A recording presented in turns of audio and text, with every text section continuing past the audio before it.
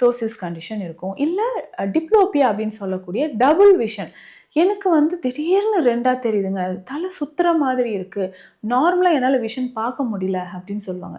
So நம்ம பல வருஷமா இந்த மயோசினியா கிராவிஸ்க்கு ட்ரீட்மெண்ட் குடுத்துட்ருக்குறோம். ஸோ ஆன்லைன் மூலியமாவும் நெறைய பேர் இதனால பலன் அடைஞ்சிருக்காங்க. ஏன்னா நடக்க முடியல அப்படின்னு சொல்லுவாங்க. நடக்கிறதுக்கும் சிரமமா இருந்துச்சுன்னா, ஸோ ஆன்லைன் மூலியமா நம்மகிட்ட சிகிச்சை எடுத்துட்டு இருக்காங்க.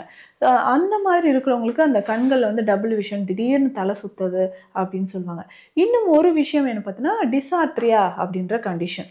சரியா பேச முடியாது. ஸ்பீச் கொழறி கொழறி பேசுவாங்க. எப்படி பேசிட்டு இருந்தேன் நானு, இப்போ வந்து எனக்கு பேசவே முடியலையே அப்படின்னு சொல்றது. டிஸ்பேஜியா அப்படின்ற ஒரு கண்டிஷனும் இருக்கும். டிஸ்பேஜியானா விழுங்க முடியாது.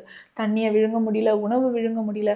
ஸோ கூட இருக்கவங்க என்ன சொல்வாங்கன்னா, பேஷண்ட்க்கு கூட இருக்க அட்டெண்டர்ஸ், ஃபேமிலி மெம்பர்ஸ் உணவே நாங்க வந்து அவங்க விழுங்க முடியாததுனால, நல்ல கூழ் மாதிரி செஞ்சோ, இல்ல மிக்ஸியில அரைச்சோ தான் கொஞ்சம் கொஞ்சமா நாங்க குடுத்துட்ருக்குறோம்.